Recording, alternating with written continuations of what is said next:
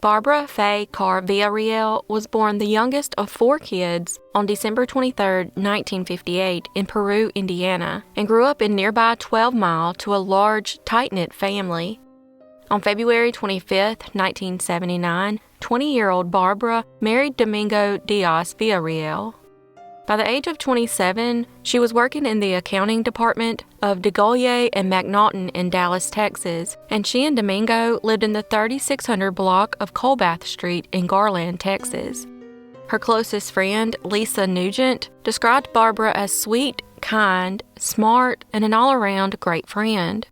On November 7, 1986, Domingo returned home and discovered Barbara in the rear of the home, stabbed to death with a large kitchen knife that was found lying nearby.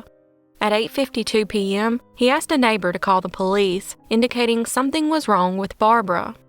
Emergency services quickly arrived, but sadly, she was pronounced dead at 9:50 p.m. However, it was later released that she had actually been dead for more than an hour before being pronounced dead. A medical examiner would find multiple wounds all over her body and rule her death a homicide. Suspicions quickly fell on Domingo, and he was subsequently arrested for the murder of his wife. However, it wasn't long before he was cleared as a suspect and released.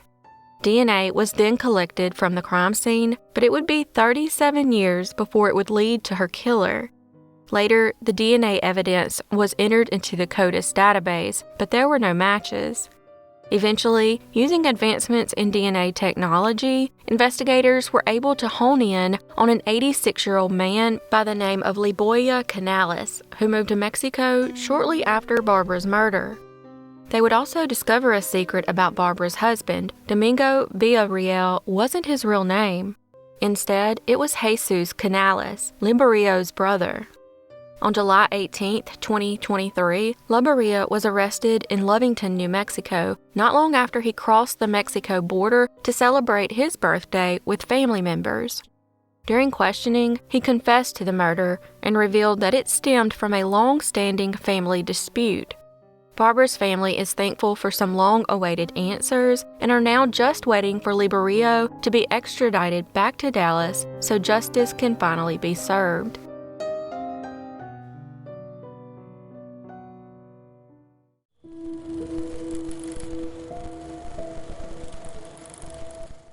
Cathy Sue Swartz was born in 1969 in Three Rivers, Michigan.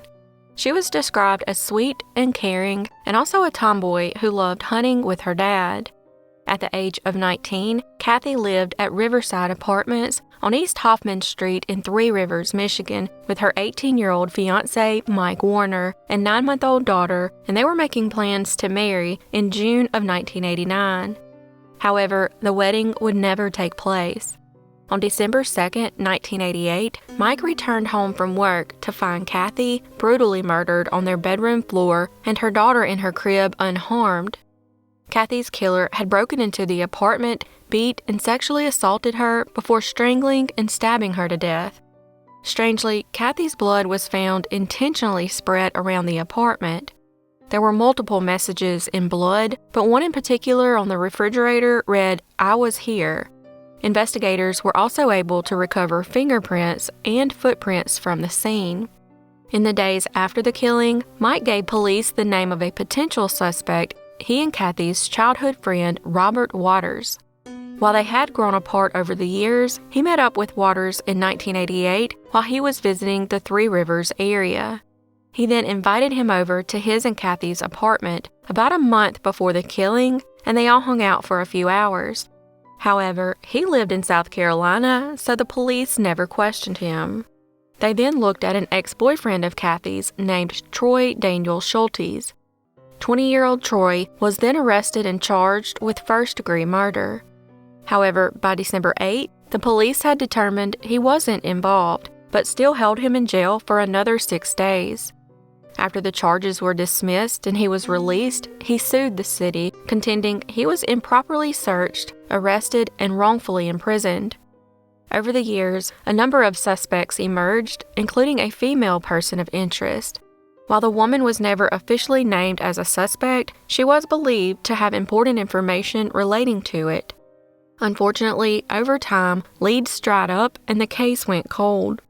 Finally, in 2022, 35 years after her murder, Othram generated a DNA profile, and their in-house genealogical team was able to narrow the list of suspects down to 4 brothers. A profile for the killer was also generated by the FBI and suggested that the killer lived in the general area and may have known the victim. One of those brothers was Robert Waters. When detectives went to question 53-year-old Robert, he was still living in South Carolina and refused to talk. But they were able to obtain his DNA and test it against the DNA found at Cathy's murder scene, and lo and behold, it was a perfect match. On April 30th, police arrested Waters in Beaufort, South Carolina. Unfortunately, on May 6, less than a week after his arrest, Waters took his own life in his jail cell.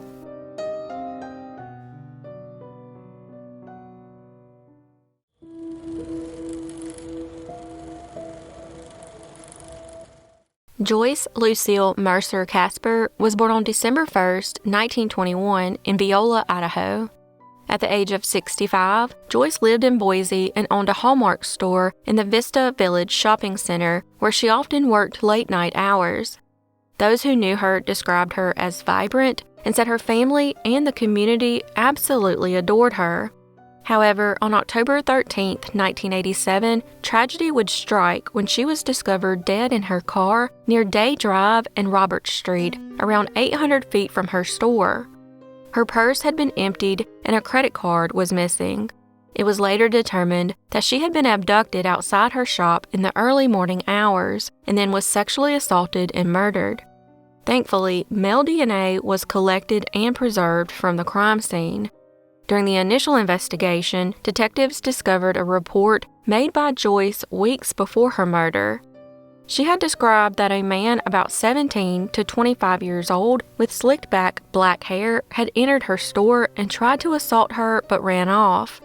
Despite a description, the case would sadly go unsolved for the next 36 years. Over the years, police investigated 150 suspects and uploaded the DNA to the CODIS database, but there were no matches. In 2017, police sent the DNA evidence over to Parabon Nanolabs, who were able to create a profile of the suspect.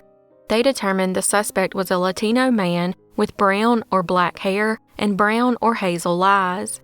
However, they were still unable to identify a suspect.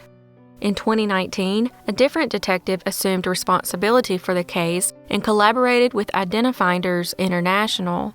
Together with other detectives across the United States, they conducted interviews, located potential suspects, and collected DNA swabs. With the use of genetic genealogy, the detective was able to zero in on one family tree and begin interviewing people.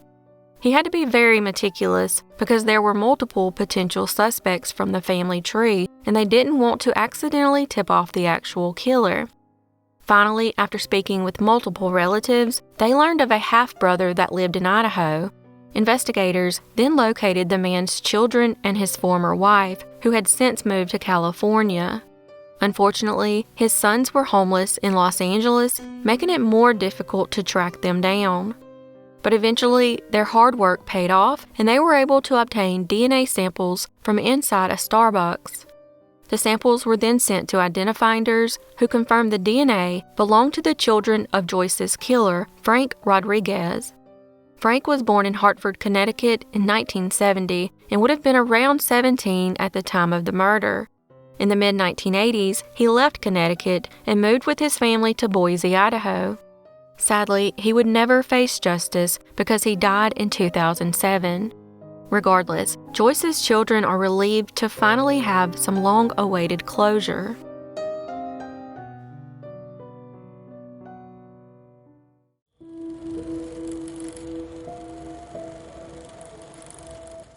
Laura Kempton was born on July 3, 1958. At the age of 23, Laura lived in Portsmouth, New Hampshire, and attended Portsmouth Beauty School. She also worked at a gift shop called Marco Polo and Karen's Ice Cream Parlor. Laura was described as an outgoing, free spirit with a big personality and had a love for new wave fashion. On the morning of September 28, 1981, a police officer went to her apartment at 20 Chapel Street to serve a court summons for several unpaid parking violations. When he arrived, he found the door broken open and proceeded inside. That's when he found Laura's body bound with an electrical cord and a phone cord wrapped around her neck. An autopsy determined that she had been sexually assaulted and died from blunt force trauma. It's believed that a glass bottle found at the scene was likely the murder weapon. Laura was last seen alive earlier that morning, returning to her apartment alone after a night out with a friend at a local watering hole called the Ranger Club. Sadly, with no solid leads, the case would go unsolved for the next 40 years. A year later, in 1982, evidence collected at the scene, including a cigarette butt, a pillow, and the glass bottle, was tested and revealed male DNA. Then, in 2022, the DNA was sent off for genetic genealogy, and by July 2023, they had their suspect, Ronnie James Lee. In 1981, 21-year-old Ronnie worked as a security officer and died in 2005 from a drug overdose. Before that, he enlisted in the U.S. Army and was discharged on May 15, 1981, 4 months before Laura's murder. He then worked for MBI Security at Liberty Mutual in Portsmouth from June 1981 to August 1982. In 1987, he was convicted of burglary and sexual assault and was incarcerated from December 1987 to July 1990. He's also the suspect in the murder of 20-year-old Tammy Little, who was murdered a year after Laura and also attended the Portsmouth Beauty School.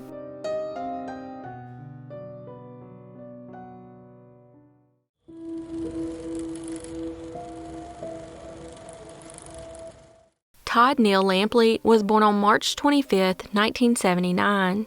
At the age of 31, Todd lived in a duplex at 42 Fresh Holes Road in Hyannis, Massachusetts, and was the father of 2 daughters.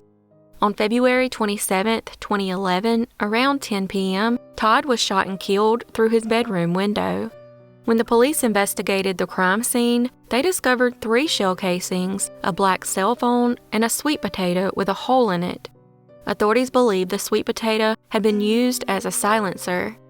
On the night of the shooting, Todd's girlfriend, his girlfriend's mother, and another man were at his duplex. The man and Todd were watching TV in his bedroom when the man received a phone call and stepped out of the room. That's when he heard gunshots and rushed back in to find Todd dying from multiple gunshot wounds. 911 was called, but Todd was pronounced dead at the scene. When he turned over his cell phone to authorities, they determined the call records didn't match his story. There were several incoming and outgoing calls deleted from the phone that were made to DeVeris Hampton before and after Todd died. In mid-March 2011, someone found a gun in a nearby pond. Since it still had bullets in it, police were able to identify it as the gun used in Todd's murder. Also, Hampton was actually wearing a GPS tracking device due to another crime in 2008 that he was involved in. When police tracked his location, they confirmed he was at the house at the time of the murder, and they could place him at the pond where the gun was found. However, even with this information, it would still take another 12 years before he was arrested. Meanwhile, in 2016, authorities got a DNA sample from Hampton without his knowledge. They also still had the sweet potato found at the crime scene and tested it against Hampton's DNA, and it was a match. On February 27, 2023, Hampton was arrested and charged with Todd's murder. Investigators believe Hampton may have gotten the idea to use the sweet potato as a silencer from the HBO hit show The Wire. Also, the black cell phone found along with the sweet potato was registered to the name Marlo Stanfield, who was a fictional character on the show. Authorities have never been able to determine Hampton's motive in the murder. However, during a 2010 trial, Hampton implicated Todd in the 2007 shooting death of 18-year-old Jacques Sellers on General Patton Drive in Hyannis. He told jurors that Todd played a role in the fatal shooting of Jacques on July 18, 2007. Interestingly, Jacques was shot through a window from the outside of a home, just like Todd was. However, Todd denied any involvement and was never charged.